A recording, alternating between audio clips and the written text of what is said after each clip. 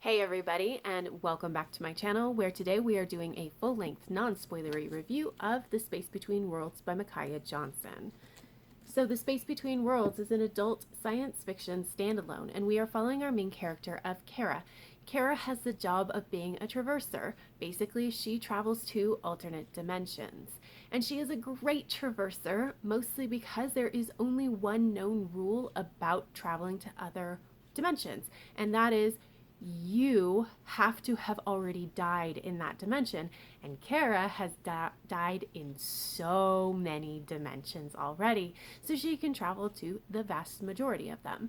And then one of the very few alternates that she has remaining dies, and it's a little bit mysterious, and the story goes from there. So this is a book that has content warnings for it. Most notably that I noticed was domestic abuse. But I'm sure that there are others that I didn't quite pick up on. I will leave the link to Storygraph down below. Storygraph does tend to be pretty good about having content warnings marked if you need them. But we are going to jump right into world building. And there were two main things that I wanted to talk about with world building. The first is setting, and the second is the actual alternate dimension travel theories.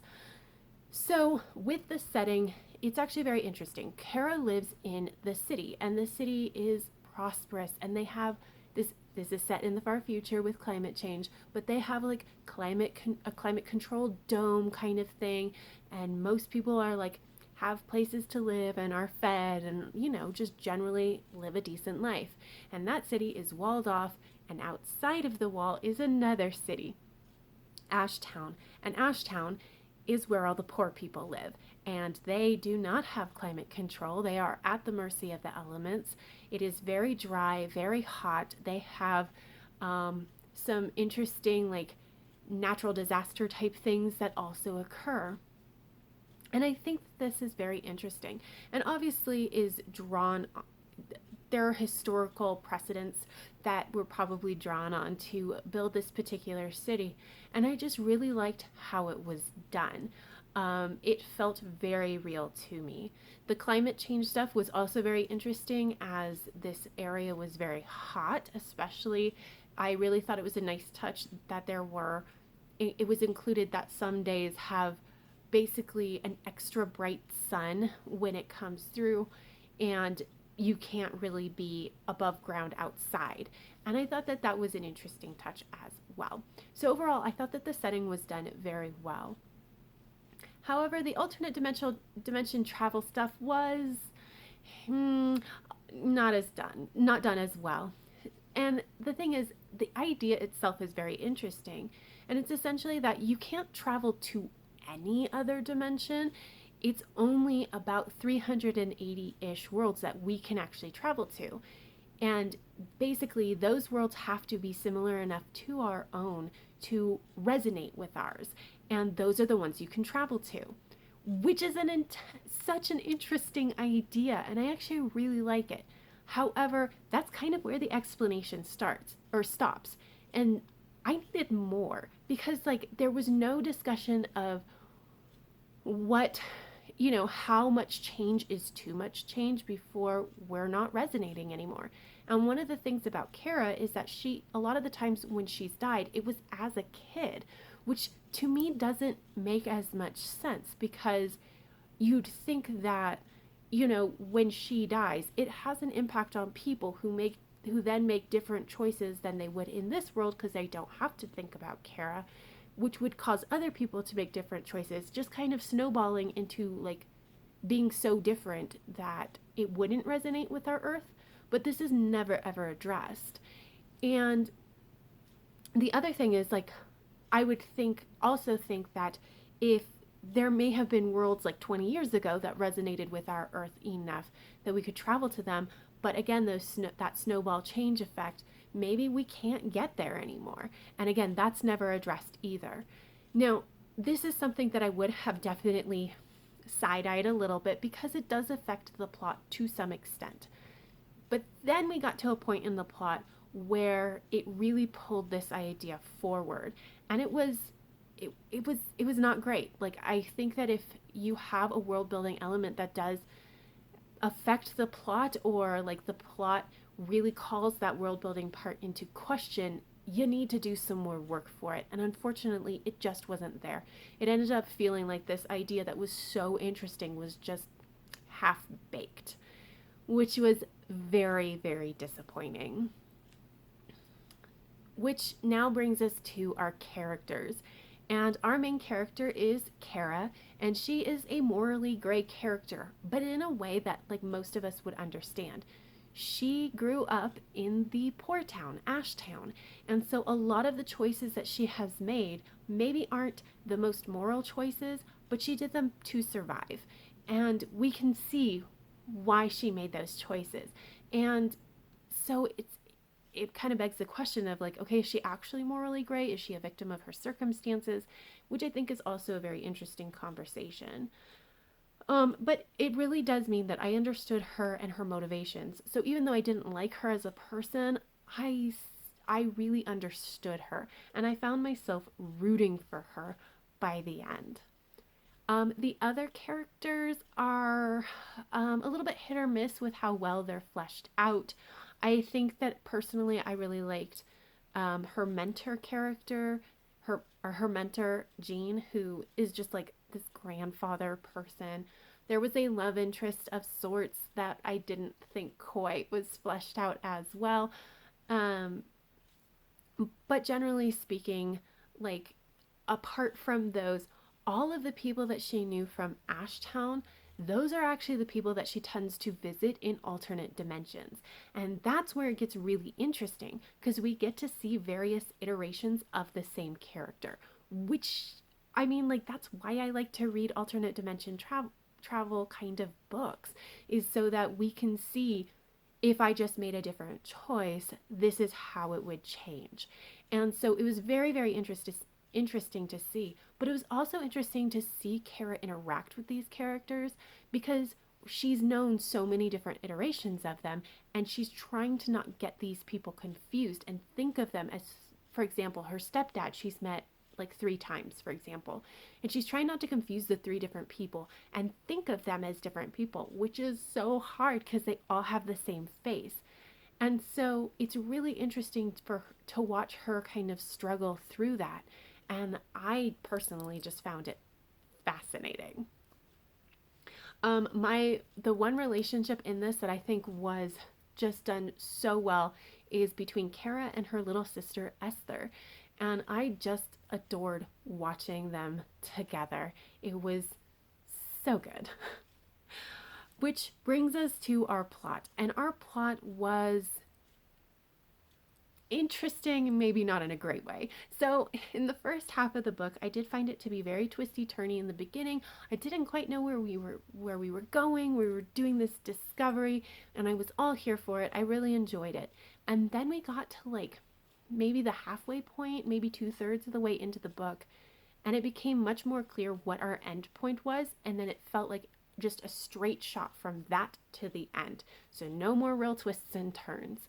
Now, not to say that everything happened exactly like I thought it was going to. There were definitely deviations and things that I thought were interesting, but we really just didn't stray from that path. And I thought that was very strange. And then we got to like the ending, and the ending felt kind of rushed and honestly tonally different. So up until this point, the tone of the book was like lightly oppressive. So not super dark, not like grim dark, but not happy either, right? Because Kara has been, you know, is worried about being sent back to Ashtown. She's basically living in Wiley City on a visa of sorts. And if she's able to stay there long enough, she can stay there forever. And she's very worried about losing her job and being sent back to Ashtown. So there is that pervasive worry, that anxiety. And so we've got that tone, and then the ending was like light and happy. And it was very strange and not like the ending that I was kind of expecting from the plot that we had. Which then I started thinking about that, and I realized that I think this story might actually be more about the character development than the actual plot itself. Because the ending that we had was very much a character development arc, kind of ending. And when I kind of looked back at this, I realized that, yeah, the second half was much more about Kara and her development. Because up until this point, like I said, she grew up in Ashtown. She has made some morally interesting choices to survive. But when we first meet her at the beginning of the book, she's been living in Wiley City for 6 years. She has had a steady place, a steady home. She has had steady food. She has a little bit of money. Like, she's stable. She's maybe not thriving, but she's not just surviving either. And she has gotten into a place where now she needs to start questioning her actions. And does she need to start making more of those moral choices because it's no longer about survival?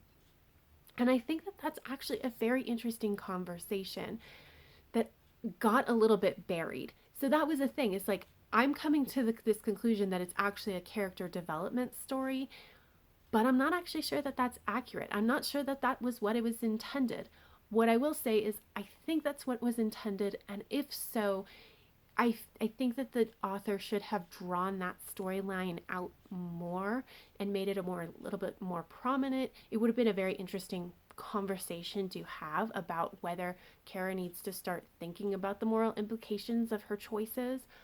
But we just didn't quite do that. And if I'm wrong and it's not really supposed to be a character development story, then it still needs help because that ending was not great for what it was supposed to be, which I would guess is like a more plot driven story. Either way, the plot, the main plot, the side plots, whatever, they needed a little bit of help in with a little bit better writing craft to make it very obvious what was supposed to be the main plot. And part of the other problem was that, honestly, the first half of this book felt like one book, and the second half felt like a completely different book. And there was no real transition between the two.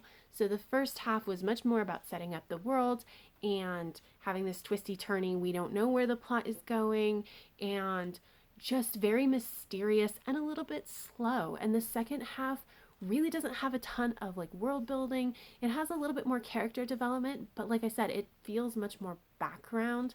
And the plot is much more of a straight shot. It's faster paced. Like, it's just two completely different things. And it would have been okay if we had more of a transition in the middle, but we just didn't.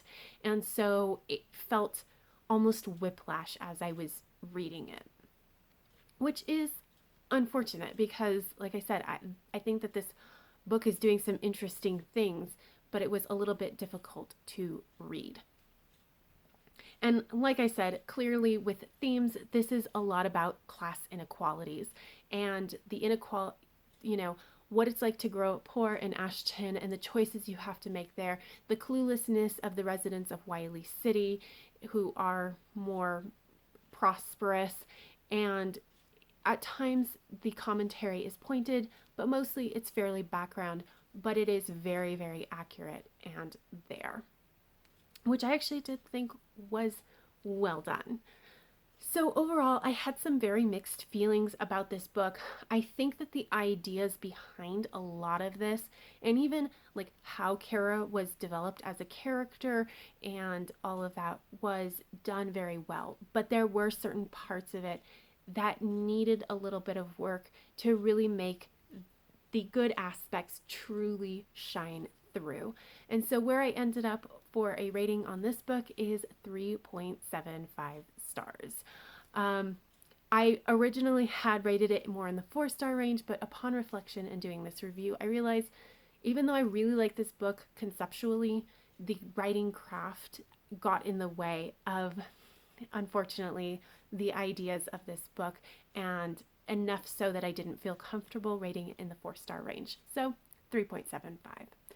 But that is it. If you have read this book and have thoughts about it, if you would like to respond to my thoughts, leave me a comment down below. But that is all I have. So if you like this video, please give it a thumbs up. And until next time, have happy reading, and I will see you in the next video. Bye!